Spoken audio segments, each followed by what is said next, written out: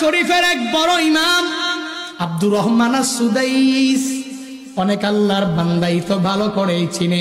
কোরআন তিলাওয়াত শুনে শুনে, ভাঙ্গা কণ্ঠের এই কোরআন তিলাওয়াত শুনে শুনে চোখের পানি ফালায়। শুধু তাই না, আল্লাহর এই বান্দা 37 বছর পর্যন্ত কাবার বড় ইমাম, মক্কার বড় ইমাম, মদিনারও অনেক বড় ইমাম।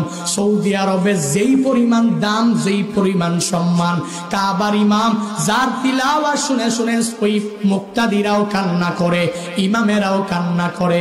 নিজের চোখে দেখে আসলাম গত রমজানের মধ্যে এক আল্লাহর বান্দা ইন্দোনেশিয়ার এক বৃদ্ধ ওই হুজুরের কোরআন তিলাওয়াত শুনে নামাজের মধ্যে দাঁড়াইয়া দাঁড়াইয়া চোখের পানি ফালায়, এক পর্যায়ে কান্না করে করে করে জমিনের মধ্যে পড়ে যায়। তবুও নিয়তটা ছাড়ে না, আবার দাঁড়ায়া যায়, আবার কোরআন তিলাওয়াত শুনে আর হাউমাউ করে চোখের পানি ফালায়।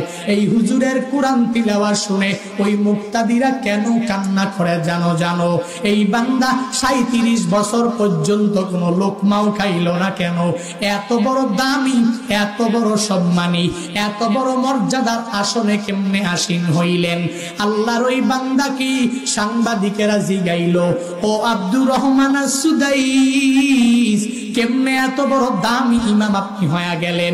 এত বড় সম্মানী ইমাম কেমনে হয়ে গেলেন? এখনো পর্যন্ত কোনো লোকমা কেন খেলেন না?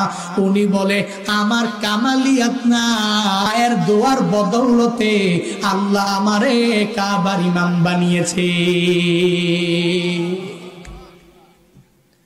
বাড়ি আমার মক্কাতেও না, বাড়ি আমার মদিনাতেও না, সুদূর দাম্মাম শহরের মধ্যে আমার বাড়ি।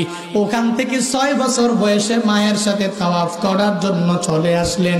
বাইতুল্লাহ আসার পরে মা সন্তানটারে নিয়া কালো গিলাফের পাশে যায় না, সন্তানটাকে মাতাফের এক সাইডে বসাইয়া রাইখা মা ঘুরে ঘুরে আর তাওয়াফ করে।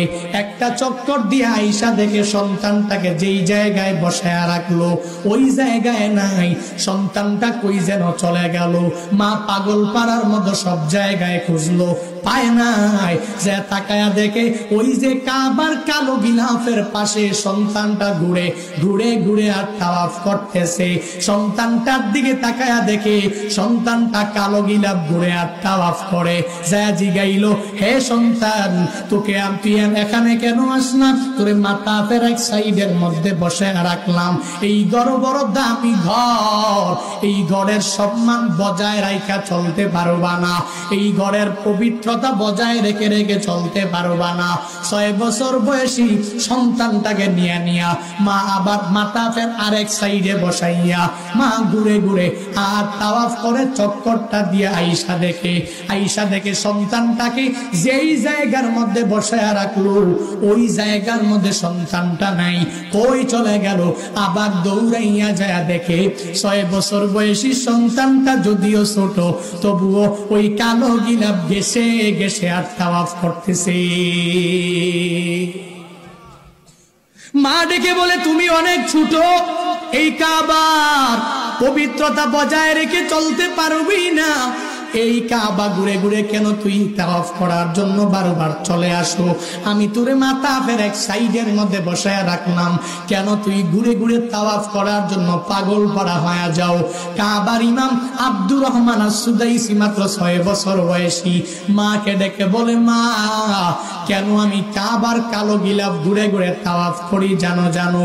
দাম্মাম শহরের মধ্যে যত দামি দামি ঘরের দিকে আমি তাকাইলাম, দাম্মাম শহরের মধ্যে কত বাড়ি আমার জীবনে দেখলাম, কিন্তু এই বাইতুল্লাহর মধ্যে জীবনের প্রথমবার যখন আমি চলে আসলাম, এই বাইতুল্লাহর মতো এত সুন্দর ঘর আমি মনে হয় আসমানের নিচে জমিনের উপরে আর কোথাও পাই নাই।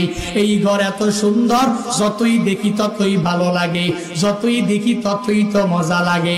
কারণ কেন লাগবে না? কারণ এই ঘর যদিও কালো, এই ঘর তো দুনিয়ার কোনো বান্দার ঘর না, এই ঘর কোনো মেম্বার অফ পার্লামেন্টের না, এই ঘর কোনো মন্ত্রীর না, এই ঘর একজনের ঘর, চিল্লায় বলো তার না।